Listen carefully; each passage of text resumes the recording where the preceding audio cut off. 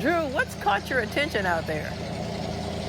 Yeah, what caught my attention is the monster truck that I'm in right now. So I'm with Eric Howe, and he is the owner and operator of Country Strong Monster Trucks. We're just about to go over a hill right here. I mean, we've got all sorts of different costumes. We're going to keep taking you on down the line here. We've got our Star Wars group. We got our Stormtroopers. Oh, here we go. We got a droid. Just come on, being out there on the court. I mean, in the costume and everything. Just what's this atmosphere been like? It's been absolutely electric. That being in the Gonk droid costume really saved me. I did lose my phone, but I found it. Okay. So we're good. That's all that matters. I appreciate it. So we'll get started. We've got our alarm ready to go. And I'll count us down in 3, 2, 1, go.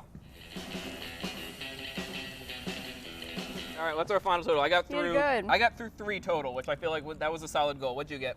5.5. Oh, there you go. As we come on the air tonight, we're following reports of a very sudden, damaging storm. The Jay County Sheriff's Office says a tornado touched down and that there's heavy damage within the Portland city limits.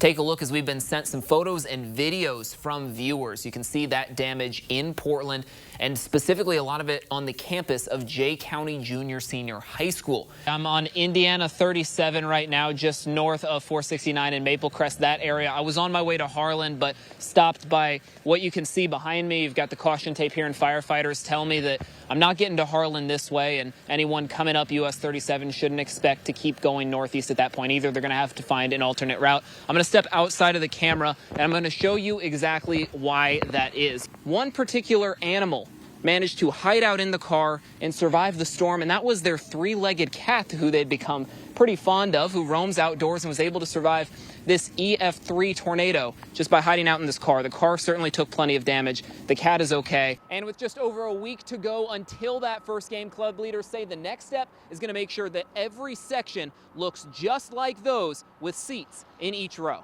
There's no bleachers whatsoever. Everything's a seat, but now, as you can see behind us up here, there's seats actually starting to go in. The atmosphere and environment here at Stockwell Farms is about as opposite from the Indianapolis Motor Speedway as you could ask for. Cows outnumber humans more than 80-1. But without farms like this one, the Indy 500 wouldn't have one of its most iconic traditions. I mean, to represent, Northwest Ohio and just sort of this region in general on that national stage, I mean, have people, made comments to you? Are you getting recognized a little bit more? How's that worked? For better or for worse. It really is starting to pack in on cars, on roads. You can see I'm holding a giant snowball in my hand now, and I'm getting pelted from our sports directors. Oh, I almost caught that one. I'm going to have to defend myself real quick here, but in terms of snowball fights, snowmen, this is definitely good snow. So before I get hurt, reporting live in Fort Wayne, I'm Drew Frey, Fox 55 News. What started as a Halloween costume has now taken over the small community of Decatur. I'm told that Michael Myers walks these streets throughout the month of October, although this one does have a bit of a flair for comedy. You'll find him at high school sporting events, or even out on the local golf course. Michael, that's so bad. Just look out your window in the month of October, and there's a good chance you'll see Michael Myers of Decatur. We just were at a Halloween store, and he seen a mask and was like, hey, I like this, and he bought it. And the next thing I know, he was just like, hey, I'm gonna go walk around, and he'd leave, and then it just kept getting worse. Worse for Sabrina Zimmerman, at least, who started filming her husband's very public antics. Her friend asked her to make these videos shareable, so she posted them on TikTok. Now Michael Myers of Decatur is a household name. Within 24 hours, our phones were just blowing up, and we were being contacted by the Kelly Clarkson Show and Access Hollywood and Inside Edition and USA Today. And on this late October evening, the Kinsey family traveled all the way from Marion to meet their horror villain hero. We're big fans. We followed Michael Myers in Decatur forever. And Kane was actually diagnosed with cancer when he was 2. But Kane, like the Zimmerman family, knows there's something special about the Halloween season. It's always been fun for us. Halloween is our Christmas.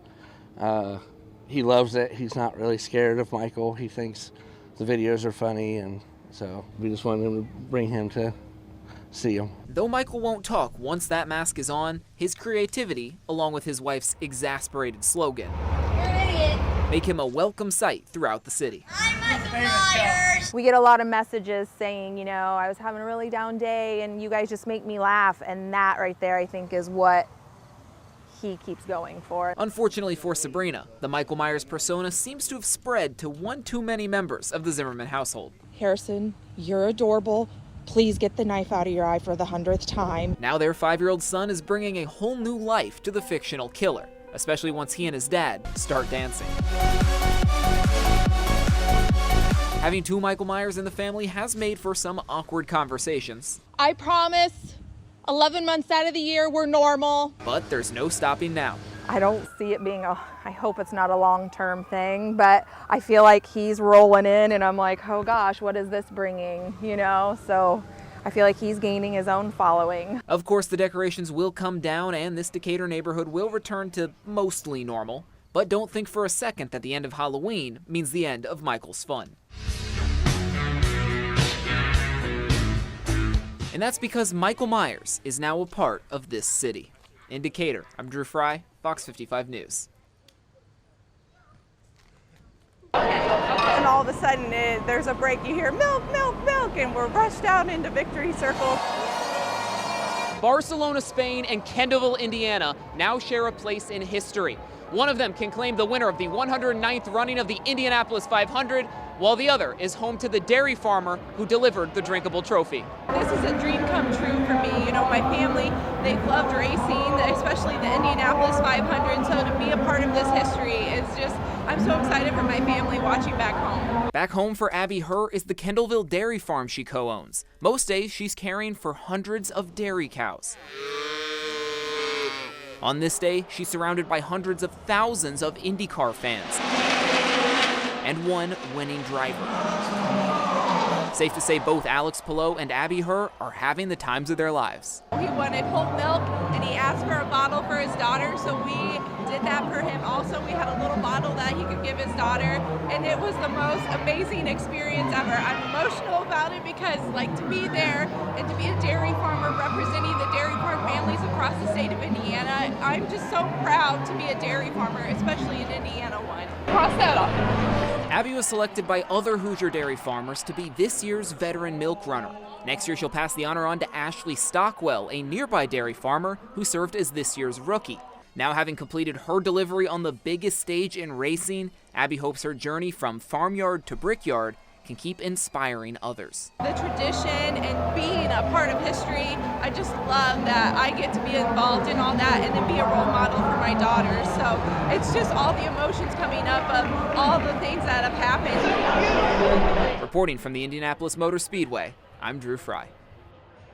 Woo, as a rescue victim, I think you did really well. I mean, apparently you didn't do very well on being safe before because that's why you got trapped. So, yeah. But no, you did great. It was good. It was a good time. How you doing? I'm doing fine so far. Good? Yeah. Primary fire departments do a lot of medical calls. So we don't have to do a ton of medical training because we're doing those skills regularly. But a low frequency, high risk call like this, it's really important that we do get that training so when that emergency does arrive, we know how to handle it safely. 1, 2, 3, go! All right. The unknown is the hardest part of firefighting and EMS. And not only that, but get them proficient enough to where they can get in, be effective, get these farmers out of whatever they got themselves into, and then get themselves home. All right. Yep. Okay, just have a seat right behind you, okay? This harness that I'm wearing, they're, you know, if you're going in a grain bin to do maintenance or for whatever reason, make sure you put that on. Have a spotter, have somebody know where you're going, what I'm going to do, and that way they can be accountable for you. Don't be afraid to call 911 immediately. If you don't need us, we'll go back home. It's not a problem, but call early and we want to come help. The energy was high. There was one downside, as Allen County Republicans say. They were a bit disappointed in the overall voter turnout, but they were still confident in their abilities come November and the turnout that they saw from a Republican standpoint. But today marked the first of 2 Saturdays where voting locations are open to the public on these weekend days. At the Rousseau Center, Allen County Democrats say they talked to people who waited more than 2 hours to vote today. Micah Beckwith, a Central Indiana pastor who had been campaigning specifically for the role of lieutenant governor for the past year now. Mike Braun had named his own preferred running mate shortly after his primary win, but that wasn't Beckwith. Still, party leaders say they expect the Republican ticket to be as strong as ever, despite this switch-up. We're gonna have a good relationship. He's the governor, I'm not. You know, there's nothing in me that wants to step out ahead of him. I'm not somebody that's gonna come in and try to be a shadow governor. That's not my goal in this. My goal is to help him be the best governor that we could ever have. Micah Beckwith says he wants to unify and rally the Republican Party now that he's the running mate to Governor hopeful Mike Braun. Braun had visited Northeast Indiana a couple weeks before the convention, promoting his own running mate pick of Julie McGuire. But Beckwith had campaigned on the notion that a lieutenant governor shouldn't be a ceremonial nomination. I hope what we've done is we've changed history a little bit, and we've helped people see that no, this is a democratic process of how we get our voice represented in the lieutenant governor's office. Ahead of that Saturday vote, McGuire had earned the endorsements of both Braun and former President Donald Trump. Delegates narrowly chose Beckwith instead, but Allen County Republican Party Chair Steve Shine, one of the voting delegates himself, says he isn't surprised to see Beckwith earn that spot. But this was no upset whatsoever. Here's a person who has been out running for this office for over a year. He has been out recruiting delegates, and he has also stated many things that are right in line with the voters of the Hoosier state. Democratic Party leadership immediately blasted Beckwith's nomination, pointing to his history of supporting book bans and his statements that the January 6th Capitol riot was the Lord's work. Rival gubernatorial candidate Jennifer McCormick calling a Braun-Beckwith ticket dangerous, divisive, and extreme. Beckwith denies that his views are extreme, instead accusing Democrats of leaning into that extremism. But Beckwith instead says he wants to reach back out to Republican voters who feel left behind by current party leadership. It's already happening. We're getting messages of people have said, listen, I'd kind of given up on the Republican Party, but this gives me hope, and I think I can get behind this ticket now. And they're even getting a little bit excited about Mike Braun too, which is fun. I'm going to keep pushing people to say, hey, check out what he's got. Give him a chance. As for Braun, he says he immediately embraced Beckwith at the convention on Saturday, and he's excited to have Beckwith helping him promote what he calls a bold conservative agenda.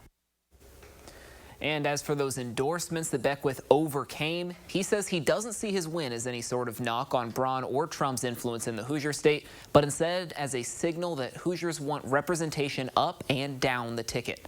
Indiana Democrats, though, say this is a sign of division within the party and that a governor should be able to choose their running mate. The Democrats will have their own convention next month.